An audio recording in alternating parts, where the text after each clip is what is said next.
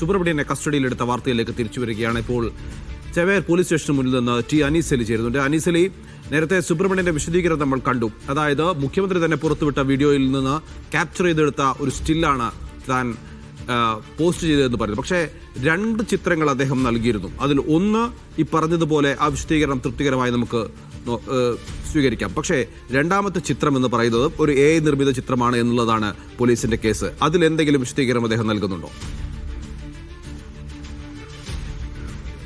തീർച്ചയായും അദ്ദേഹം പറയുന്ന പ്രധാനപ്പെട്ട 3 കാര്യങ്ങൾ എന്ന് പറയുന്നത് കലാപാഹ്വാനത്തിന് കേസെടുക്കുന്നത് ജാമ്യം നിഷേധിക്കണമെന്ന് ഉദ്ദേശിച്ചുകൊണ്ടാണ്. എന്ത് കലാപാഹ്വാനമാണ് അതിലുള്ളത് എന്നാണ് അദ്ദേഹം ഒന്നാമത്തെ ചോദിക്കുന്നത്. ഫേക്ക് ആണെങ്കിൽ പോലും, AI ചിത്രമാണെങ്കിൽ പോലും അദ്ദേഹം സോഷ്യൽ മീഡിയയിൽ നിന്ന് ലഭിച്ച ഫോട്ടോ എന്ന് പറഞ്ഞുകൊണ്ടാണ്, ഫേസ്ബുക്കിൽ നിന്ന് ലഭിച്ച ഫോട്ടോ എന്ന് പറഞ്ഞുകൊണ്ടാണ് താൻ ആ ഫോട്ടോ ഷെയർ ചെയ്തത് എന്ന് അദ്ദേഹം പറയുന്നുണ്ട്. അതോടൊപ്പം തന്നെ അത് ശരിയല്ല എന്ന് തോന്നിയപ്പോൾ താൻ അത് പിൻവലിക്കുകയും ചെയ്തിട്ടുണ്ട്. പക്ഷേ ഈ ഫോട്ടോ 1 മാസം മുമ്പ് രാജീവ് ചന്ദ്രശേഖർ എന്ന് പറയുന്ന BJPയുടെ സംസ്ഥാന അധ്യക്ഷൻ അത് സോഷ്യൽ മീഡിയയിൽ പ്രചരിപ്പിച്ചിട്ടുണ്ട്. ആയിരക്കണക്കിന് ആളുകൾ അത് പ്രചരിപ്പിച്ചിട്ടുണ്ട്.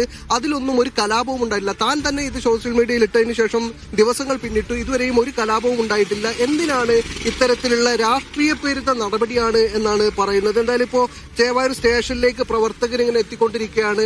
സുബ്രഹ്മണ്യൻ അനീസ് തുടരാം. ഞാൻ ഒന്ന് കൊടിക്കുന്നിൽ സുരേഷിലേക്ക് പോകുന്നു. അദ്ദേഹം മാധ്യമങ്ങളെ കാണുന്നുണ്ട്. ലഭിച്ചത് അതിലൊരു പ്രധാനപ്പെട്ട കാരണം ശബരിമല സ്വർണ്ണക്കൊള്ള തന്നെയാണ്.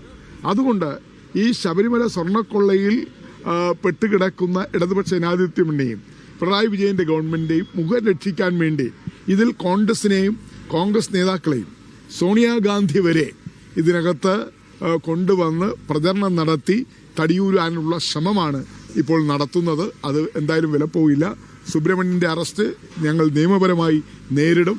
അതിനൊരു കടലാസ് വില പോലും ആ അറസ്റ്റിന് ഉണ്ടാകില്ല എന്നുള്ള കാര്യത്തിൽ യാതൊരു സംശയമില്ല. അപ്പോൾ അദ്ദേഹം കലാപാഹ്വാനം ചെയ്യാൻ അദ്ദേഹം ഭീകരവാദിയോ തീവ്രവാദിയോ അല്ലല്ലോ. കേരള പ്രദേശ് കോൺഗ്രസ് കമ്മിറ്റിയുടെ രാഷ്ട്രീയകാര്യ സമിതി അംഗമാണ്.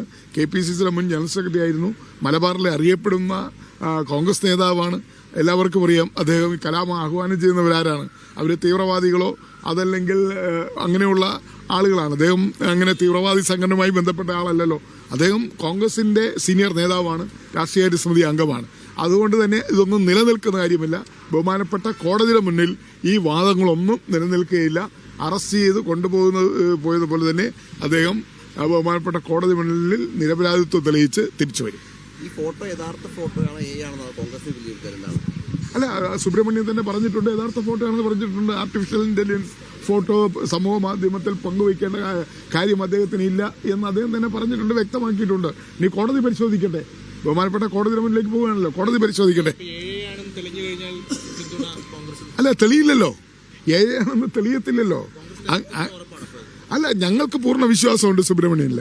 സുബ്രഹ്മണ്യൻ അങ്ങനെ ചെയ്യുന്ന ഒരാളല്ല. അദ്ദേഹം കലാപകാരിയല്ല, അദ്ദേഹം തീവ്രവാദിയല്ല, അദ്ദേഹം ഭീകരവാദിയല്ല. AI ഫോട്ടോ സമൂഹ മാധ്യമങ്ങളിൽ പങ്കുവെച്ച് പിണറായി വിജയനും എൻ്റെ ഗവൺമെന്റിനെതിരെ കലാപം ഉണ്ടാക്കാനുള്ള ആഹ്വാനം ചെയ്യുന്ന ഒരാളല്ല. അങ്ങനെ ആഹ്വാനം ചെയ്യേണ്ട കാര്യമില്ല.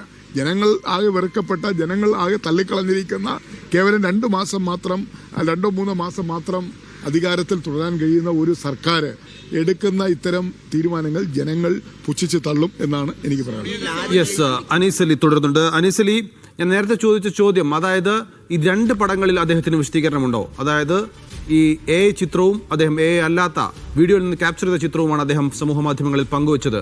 ഈ 2 ചിത്രങ്ങളിലും അദ്ദേഹത്തിന് വിശദീകരണമുണ്ടോ?